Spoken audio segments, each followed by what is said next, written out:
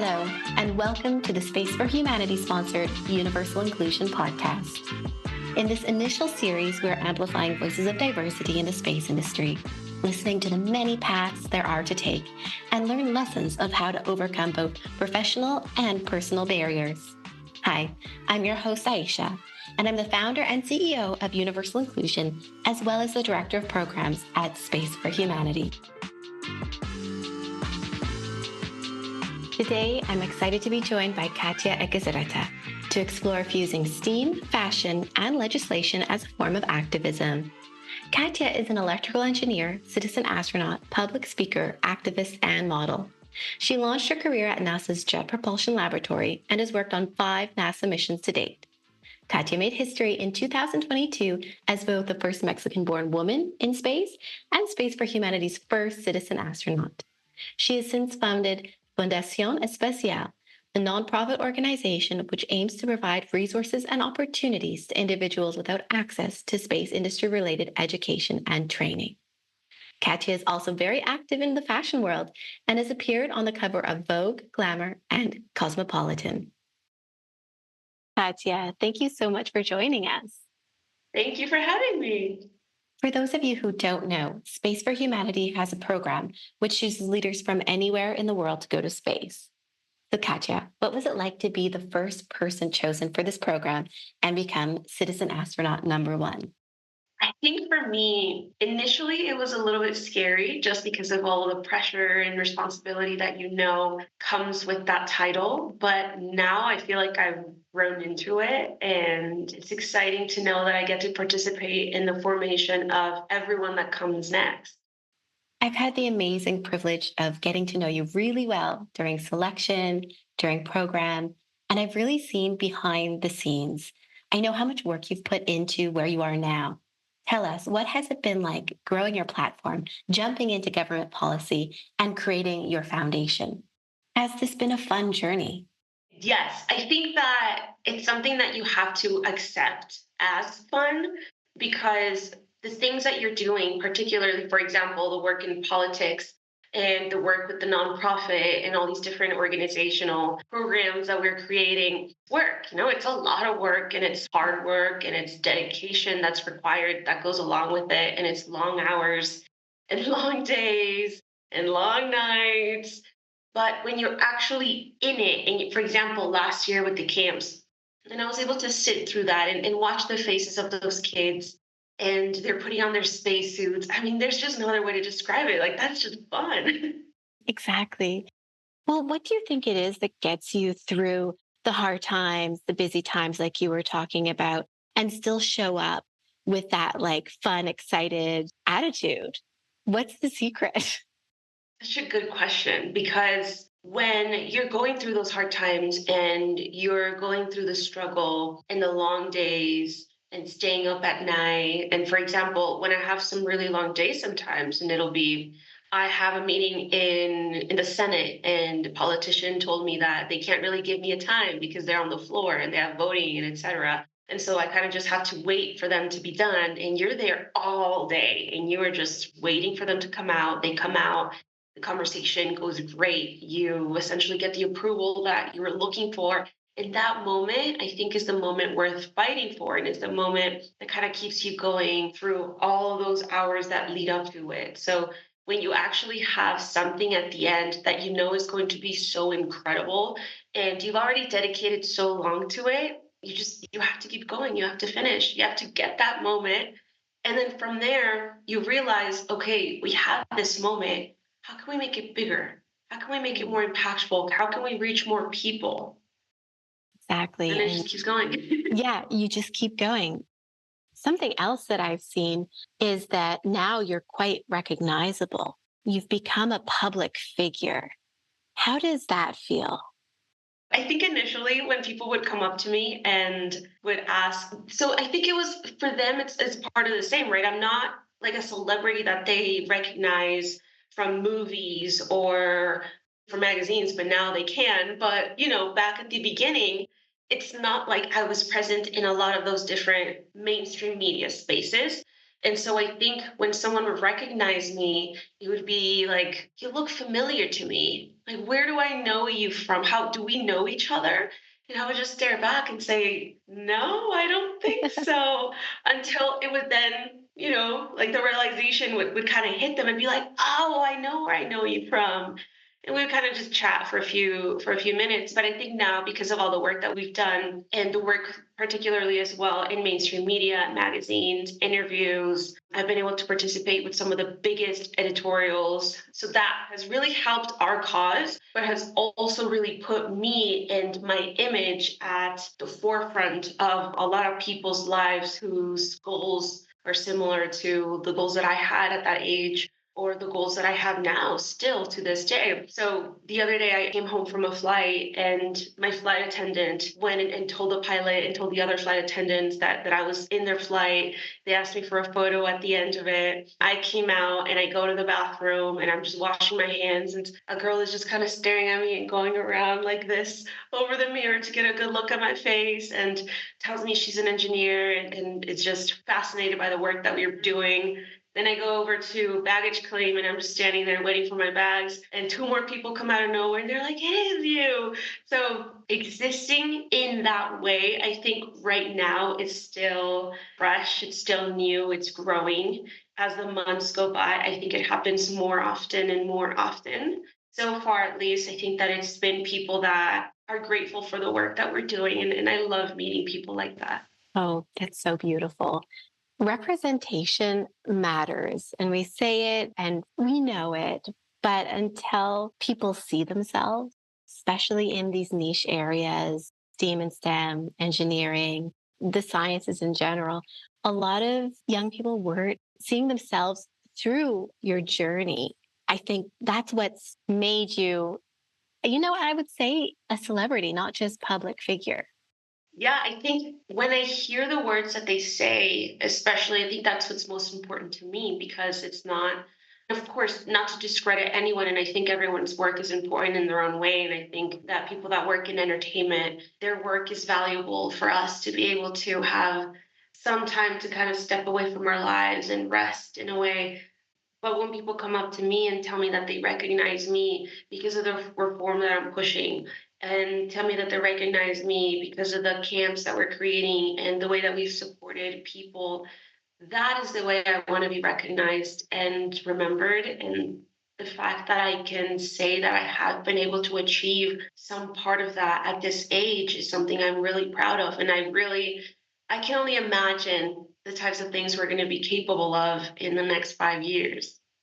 That's something that really shocks me is your space flight was 1 year and a bit ago, right? Was it June? June 2022. Yeah. All right. Time is flying, but I can't imagine 5 years, 10 years with what you've been doing. Let's dig into that reform aspect. Tell me a little bit of the things you've done that excite you and the things that you're looking to do. Yeah, so particularly speaking about the reform, the reason why I decided to work so hard to back it and try to make it a reality is that this is a reform that has been in process and essentially in waiting for 6 years and then for up to 10 years if we count the time that it took for the process of writing it, developing it. So 6 years is how long it's been in congressional process, essentially. And my space flight happens, and I really think that this kind of reinvigorated some of these topics for a lot of people, and it was at the front of their mind. So when this reform is being presented once again, people are a little bit more curious because they've seen the reaction of the nation, but also they themselves feel a little bit of that curiosity. This reform essentially is going to add all types of space activities to an article in the Constitution that lists what the priorities are for the development of the nation. And if we pay attention to these different priorities that are listed in there right now in the Constitution, a lot of them were added so long ago that truly they're not really priorities in that way anymore.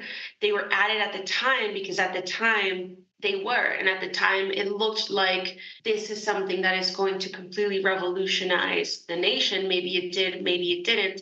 But they needed to be able to say that it is a priority in order to justify the funds and the budget percentages that were going to be required to fully bring this industry forward. A big problem that happens, though, and I'm sure this happens in many countries, is when these things get added to the Constitution, later on, we kind of just leave them there, even though they're not really a thing anymore. So that is where we want to add space activities. However, we want it to be as futuristic as possible with that in mind, because it doesn't make sense to create the permissions necessary to prioritize the space activities that we have access to now.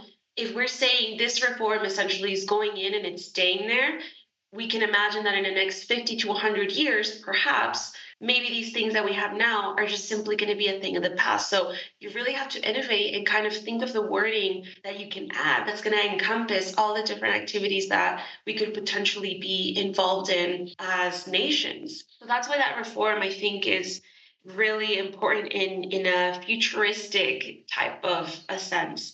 And then the second thing that it does is it grants Congress the permission necessary to regulate the industry, but it also gives them a specific amount of days, less than 200 days, to completely regulate and create the basic necessary secondary laws for this industry to start working now on a national but also international basis.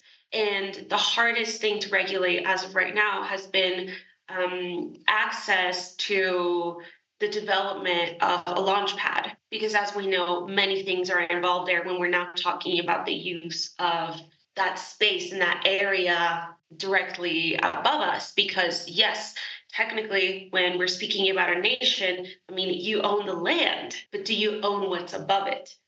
Kind of like when we speak about the ocean, the same thing applies now to the air and to the space.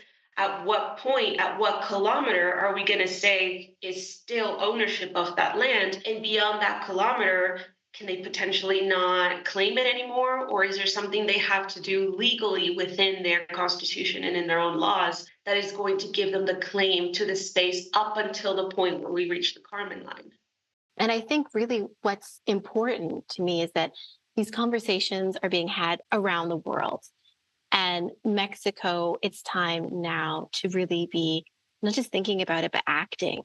Yes, I definitely agree. I think when we look at the countries that have started to even just begin their process of creating these laws and changes to their own constitutions, but also reforming and adapting laws that may exist.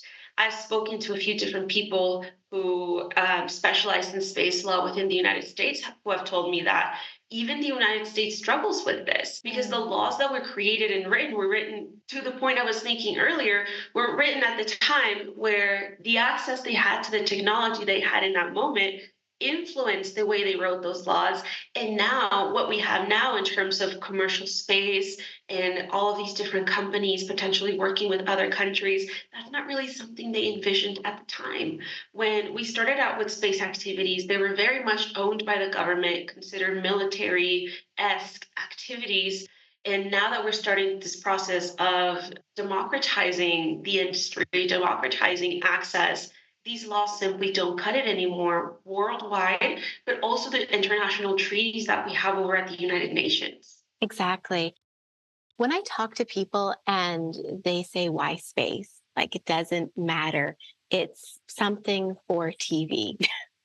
I always go back to the division of the space economy, the division of the commons, and do we want to be at the table discussing that? Or are we kind of saying, well, there's a few big players that are just dividing all of the resources and claiming all of the resources when, in my viewpoint, the space and the resources within space, they're everyone's. And it's just an extension of the commons that we have here on Earth. I absolutely agree with this. And I think that it's kind of up to us to be the ones to start making those changes. But those changes, I really wish they could be, but they can't just be made with words, and they can't just be made with the actions of an industry or an organization. They have to be made by our politicians as well. So let's go all the way back to little Katya. Were you really, really young when you decided, okay, space is for me. This is where I want to set my sights? Or how old were you when you had this goal for yourself?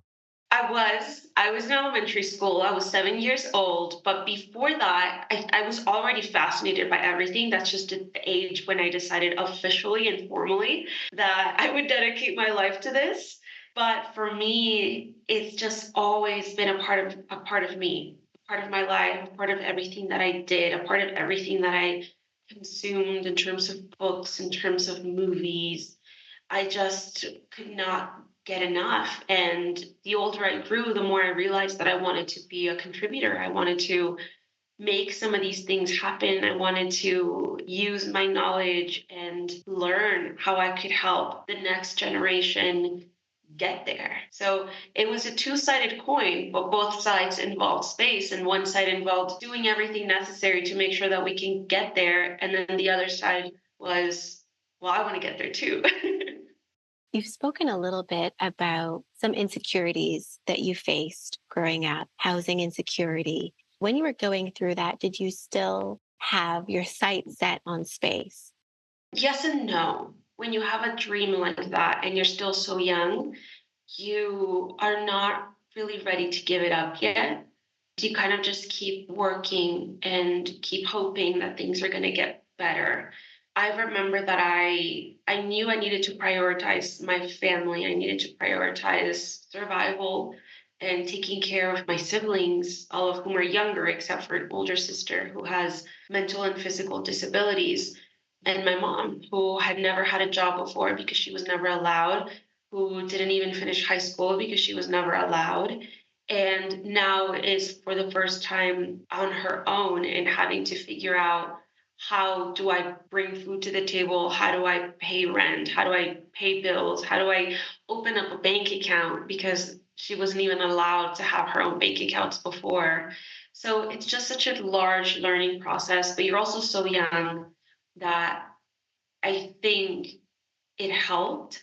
It Mhm. helped to be young and naive, because when Yeah. you're naive, you don't fully truly grasp how difficult getting out of a situation like that really is. You can still hold on to your dream and say, no, like I need to work 3, 4 jobs and I'm going to do it. And I need to study full time and I'm going to do it. And if I can sleep 4 hours a night, then that's amazing. And I'm just going to keep doing that and keep doing that and keep doing that until hopefully I see some results. If I were any older, I don't know if I would be here, Yeah. and that had happened to us. Absolutely. I think there is beauty in it happening when you're young. We had a lot of housing and food insecurity when I was growing up. Looking back on it, it's like every few years I look back on something and I'm like, oh, that seemed like a funny quirk. No, that was like pretty sad. Like, for example, we would have to move houses really often. And I loved, and I feel like I just bonded with the homes and I never wanted to leave. And so I would steal the doorknobs. Okay. I would do it at the very end, when you like hand over the key and it's like the very last moments. I would somehow, in my little mind, I needed to take a souvenir and I wanted to take the doorknobs. So I would just choose one. It would be my favorite one. And after a few years, because we were moving a lot, and I think that that's why I was having some want of some permanence. But after a few Yeah, years, I had this little shoebox full of doorknobs. Yeah. So, being a young kid, you deal with it in some pretty quirky ways, I think. I think so too. That's adorable. I just picture you with your little shoebox making noise, rattling all the doorknobs. Exactly. And like when you're little, it's like the biggest secret, and you feel so like, is anyone going to Yeah. catch me? I just took the best doorknob. But, I think there's a lot of people that are dealing with food insecurity, housing insecurity, and still trying to make those advances and trying to go to school, having so many jobs. And so I want to talk about that for a bit too, because that's something that we have in common is the working of many jobs while going to school and trying to balance it all. And I'll tell you what, for me, it just, I'm not remembering a lot of details in those years. It just felt so busy. Do you know what I'm saying? Like after things slowed down, I'm like, okay, I remember this course I took and I remember a lot of different things. But during those first few years of university, I'm like, it's all a blur. I don't remember. All I remember was I was going a mile a minute. And it was just, I was back to back to back to back to back. I feel like I feel the same way. I even going back further, I mean, I don't remember faces of my teachers going back to most of high school. Towards the end of high school is when really all of this started kind of happening to us. And so I think starting there, I remember I was acting out a lot at school, which was just something that had never been the case, getting in trouble, getting kicked out of class, starting with birth, truly, like pre-K, never would have crossed my mom's mind or even mine that that would be something that I would be involved in because I was always such a good kid and always following the rules, and I hated breaking any rule whatsoever. So I Yeah. think that's kind of what started to signal the beginning of this darker period of time. And I was ditching class, and I was just getting in trouble in all sorts of different ways. And I don't remember why, and I don't remember what I did. I don't remember what I said. I just kind of remember the major moment of that shame and that embarrassment, but not what caused it and not what happened next. I Yeah. kind of just have like these random memories of Yeah. college as well, of these jobs. I remember maybe one memory out of each one during the 2, 3 years that it took me to get out of community college. I'll just have the worst memory relating to it. And that's it. Everything else is just kind of Yeah. just a blur. I'm so glad you brought up that acting out because, I went and became a teacher. And it's really interesting because I hated school. It was not for me. University, loved. School, hated. And I would do anything to not be at school. You name it. I invented a million illnesses. But going back as a teacher, and I would see kids acting out, and I would always, it's like I had a sixth sense because I lived it. So I'm like, Yeah. okay, disengage, acting out. This is not the kid that I saw a week ago. Sometimes it's that fast. And you just follow the trail, and it always leads to something's up at home. Yeah. Yeah, no, definitely. Recently I went back to my high school. I think it was sometime last year. One of my professors who actually had to kick me out of class in front of everybody, and it was just one of my most humiliating moments ever. I I saw him. And Mm. it's now post everything, right? It's post me being a NASA engineer, it's post flight, it's post all of these different things that have been happening and have been all over the news.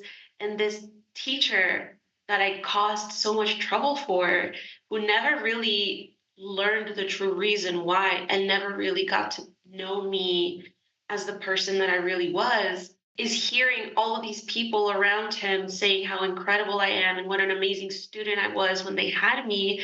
And he's just standing there, kind of not wanting to make eye contact with me.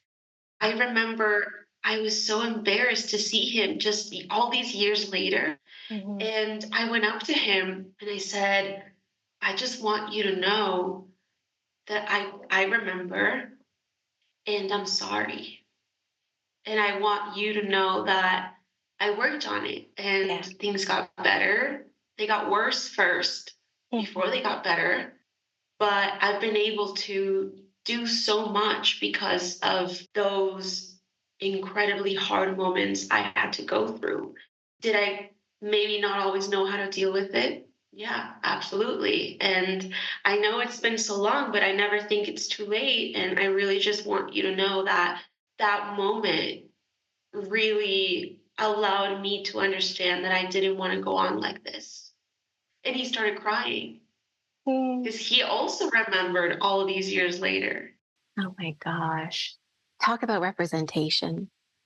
They always say those who get it. And those who've had housing and food instability, there's this upset and anger that comes with it. And I always say to folks, if they're in it, like, it's okay.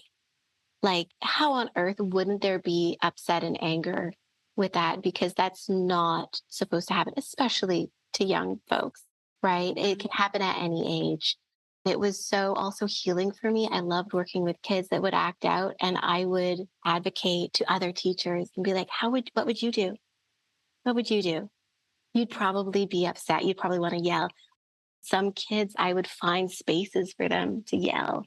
I'd be like, okay, let's go to the football field and scream it out, because you just see that release because they don't know what to do. They don't know how to process when so much heavy things are going on at home.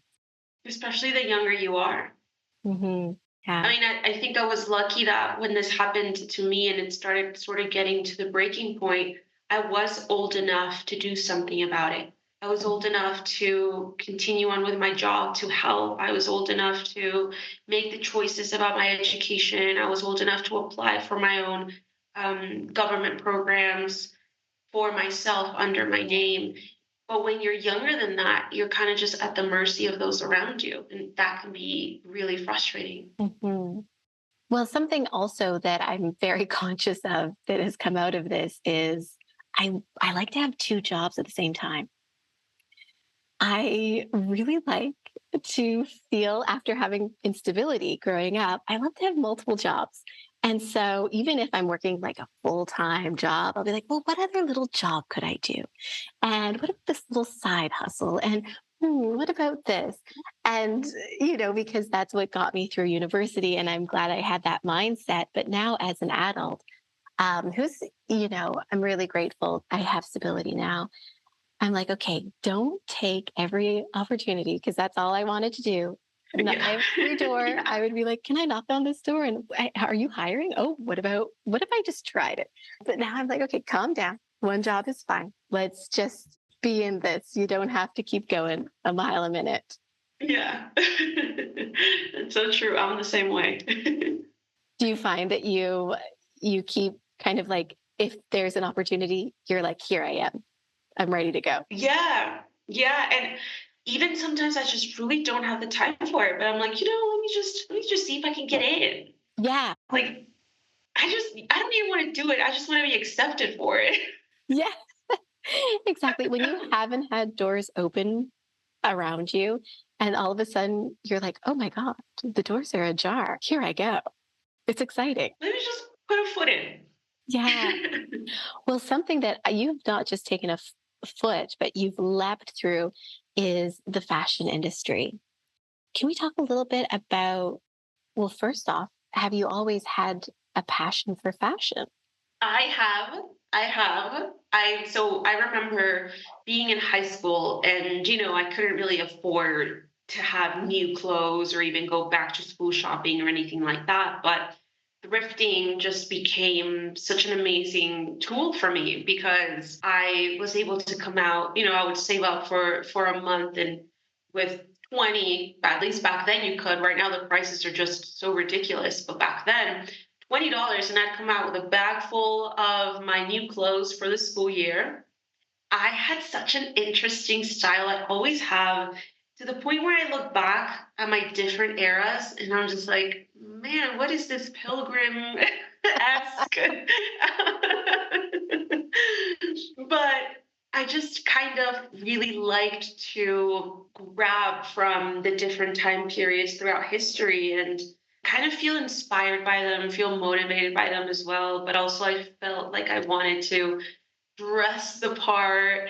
And I've had just so many different style evolutions and moments where I would say, all right, I am now a new person. I am now going to be this, this, and this. So I'm going to dress like it. When I got my job at NASA, for example, I realized that my entire wardrobe was pretty much athleisure and a collection of sweatpants because that's what I wore to college. And so I said, I need to be professional. I need to dress the part. And I went and got a whole bunch of trousers and I got a whole bunch of button up shirts. And then when my career transitioned once again, it was like, oh man, all I own is business casual for work, like corporate. I can't. So you evolve once again. But I do also recall that throughout my life, I've held back a little bit because I was a little embarrassed of looking so different. And at first, especially when you're a child, it's easy to kind of just dress yourself however you want until somebody starts saying something, maybe at school or a teacher or just someone who's not in your family. They make a little comment, making fun of the way that you're dressed. And so you push back a little more and a little Mhm. more and a little more until eventually you fully retreat. And that's what happened to me in college. When you show up a certain way to engineering school, you are going to Mhm. be treated a very, very different way than if you show up kind of just disheveled and sweatpants and not really putting any thought into your clothing or makeup or hair, etc. And I noticed that early on. I noticed my classmates don't want to study with me. My teachers don't take me seriously when I'm dressed like this. But when I woke up late and I kind of just threw on whatever because I had to run out the door, everything was better. And Mhm. everyone was nicer to me and they answered my questions. And I don't know fully right now why that is. I just know that it is. So I'm going to lean into that because I like being treated nicer. Mhm. But my work suffered. So it's a trade off because you don't feel comfortable. You don't feel good about yourself. You don't feel clean. You don't feel like you're ready to do the best type of work you can do. You don't feel like you're being you. And that's what I had to learn as well during my early days at NASA. Kind of go back to that child that was not afraid of wearing a bright pink camouflage look for a Oh, quinceañera. yeah. Oh, absolutely. Our clothes can be a uniform, and sometimes you just kind of got to put it on and go for it. And it sounds like in your engineering days, the sweats were a bit of a uniform, Yeah. and you don't want to be sticking out. But I love when clothes transform you and feel like an extension of your personality. And there's just a few pieces that, for me, really do it. And then, your style evolves and you find something else. But I will say, living in Egypt, it's been really unique because I do dress more conservatively here. Things are just really different. So now I'm actually sewing my own clothes because I still want the quirks and personality, but I also want to dress more conservatively. There's a lot of reasons for that. So I've been going to tailors and I've been working with workshops and things, and it's become a little bit of a hobby and a bit of an obsession as well. I love that so much. I think people also sometimes, when they're not in that space or don't feel as passionate about that space, don't really fully recognize that they still are. And that's Mhm. kind of why I really love that famous speech on Delaware's Prada about how you might think that you're not participating, you might think that you don't really care and you're just throwing on whatever, but that is the choice you're making. That is the style you are deciding on, even if you're thinking that you're not. And for the work that we've done, this industry, fashion industry, and just the fashion world in general, has been a really important resource and a really important tool for number one, storytelling, but also to bring the attention of millions of people to our cause. So we actually put a lot of thought, my stylist and I put a lot of thought into the clothes that are going to be worn, particularly at events where I'm going to be speaking to thousands of people and I need to convince them that this is what we need to do. This is the law we need to pass. And this is Mhm. the reform that needs to be approved. Because, like it or not, we are still also very much influenced by what we think of a person when we see them. So, we work very hard on creating these outfits that are going to really exude the confidence necessary, that are really going to allow this person to understand the credibility that I hold within the industry, that are going to make me feel more poised so that I can give a better speech, that I'm going to be comfortable in. So I'm not worrying about this sleeve or this thing that needs to be in place before I go on in front of hundreds of people. So there is a lot of work that is involved And then also the brands that we're supporting. If we're saying that we really want Mexico to be a part of the space industry, and we really want Mexico to participate internationally at a larger level, because right now most of the jobs exist in assembly lines and manufacturing. But then I'm trying to tell you this, and I'm wearing a designer from Europe. I'm not being very cohesive with what we are trying to convey. So we have sought out and have created such an amazing and beautiful relationship with a lot of Mexican designers. So even down to that point, it's sure you might see me in front of a stage wearing a cool outfit talking about space, but we have thought down up until who is making these clothes and how can we be as coherent with the storyline as possible and make sure that, yes, I'm saying we should support this, but at the same time, I'm making sure to support it as well at all of the different levels of everything that needs to come together for this event and for this talk. And then on the other side of that is our collaboration with the editorials. And I think sometimes it can be misunderstood because it's so fun and it's so cool. I mean, who doesn't want to say that you're on the cover of a magazine? That's incredible. And it's not lost on me. And I understand and I recognize it. And it's still one of my biggest hobbies whenever I'm out on a magazine. Just go to as many stores as possible and go to as many newspaper stands as possible and look for myself because it's just like a fun scavenger hunt. So I admit, yes, it is so fun. But that's not the main reason why we do it. We do it because we are able to have access to such an incredible and large platform that science topics and space related topics usually don't make it to, especially on the cover. So when you're on the cover of a magazine and it's a name that everyone recognizes, and then the headline you are reading has nothing to do with lifestyle, has nothing to do with entertainment, has nothing to do with music, which is usually the norm for these magazines. It is about space technology. That is the real change and the real impact we are trying to make with these collaborations. Because now young women, girls, and all people really, but particularly the audience that is consuming these magazines is young girls and women. They're going to see that and they're going to think, oh, I didn't know someone that did that could be here too, could take up space in these places too. And if they have a dream of being in this entertainment world, because it's just something that we have access to from a very young age, and really any girl sort of fantasizes or envisions themselves one way or another as participating in this. And it's just such an incredible goal to say, I want to be on the cover of a magazine, and to say, I could do it as an engineer though. Every little set of eyes matters to you. And as they're looking at you as representation and as someone that they're looking up to, that you're taking that very seriously. So, congratulations on being so purposeful. Kids have to see themselves. Yeah.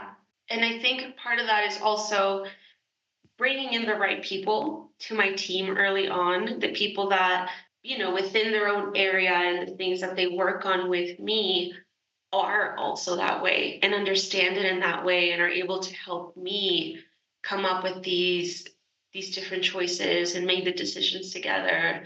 My stylist was one of the first ones to bring up that he really wanted to tell stories with the clothes that I was wearing at the different events. And then I would say, well, what do you mean? Teach me more. He went to fashion school, and after that started planning events with massive inspirational figures. And so he has been in this space his whole life, and I haven't. And even I didn't know that you could put so much importance on a detail that might seem so small. And then also my PR, for example, she helps me with all of my interviews and my press. And she would tell me sometimes, like, hey, next time I think you should say, I know what you're trying to say, but I think you should say it this way and this way and this way. because that way you're opening up the doors to this entire new group of people and this entirely new audience, which I know is what you meant from the start. But you learn as you go, and you kind of just take all these different details from all the people who specialize in this, and you're able to be so much better for it. It takes a village. Every time I'm successful, I'm like, look around me because there is Yeah. a village helping. It's so true. It's so true. And people tell me that sometimes, and they'll say, "I don't know how you have so much time in a day. It seems like you have more time than everyone else." No, I don't. I just have so many people that are working on all of these projects with me, and even down to, for example, help in the home.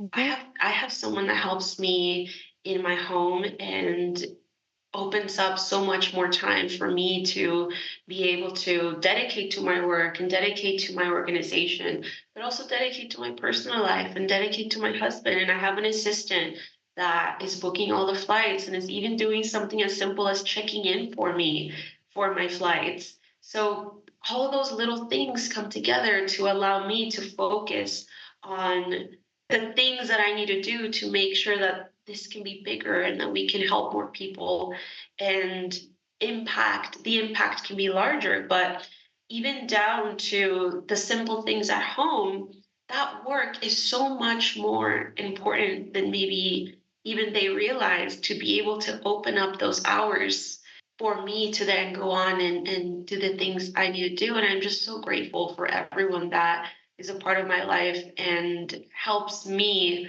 every single day.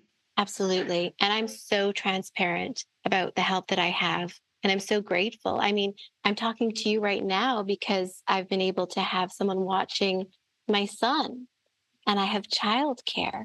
As something like that, not everyone has access to. The help that I have to make sure I have time for not just work, but opening and supporting people in my life and also having time for passions of mine. So I'm really grateful that I'm able to call on a sister in law to come and help me and have some help in the home as well. And also, lean on my partner as well to say, like, hey, how are we going to divvy up this housework? I think choosing the right partner, I read this a long time ago and I didn't fully understand it until now. How it said choosing the right partner will be the biggest financial and career decision you make in your life. Now that I'm living that life, and my husband and I are now 3 years married, I'm realizing how true that is, but it's a little painful, and not because of the life I'm living, but because of the life I know my mom couldn't live and my grandma couldn't live. And as you start going back in history, that gets more and more and more difficult, because I think as history has moved on and evolved, then men that have been more supportive of women with careers and women with independent lives has grown. But as you start moving back, then those numbers start to go down and down and down. So I think being able to live that life now, but also know that I'm the first woman in my family line Yeah. that is able to enjoy this is something that is so mind-boggling to think about. Mind boggling is exactly it. Thank you so much, Katya, for sharing your story with us, digging in deeper. I know there's so many people around the world that are following your story and really resonate with it and are going to be joining your organization and learning how to get involved in STEAM, STEM, and the space industry in Mexico. So thank you so much. Thank you. I had so much fun. Thank you for listening to the Universal Inclusion Podcast. If you're interested in learning more about how to get involved in the space industry, follow us on Instagram and TikTok at universal_inclusion. Our passion is amplifying voices in STEAM, STEM, and the space industry. If you'd like to be a guest, shoot us a DM. And until next time, ad Astra.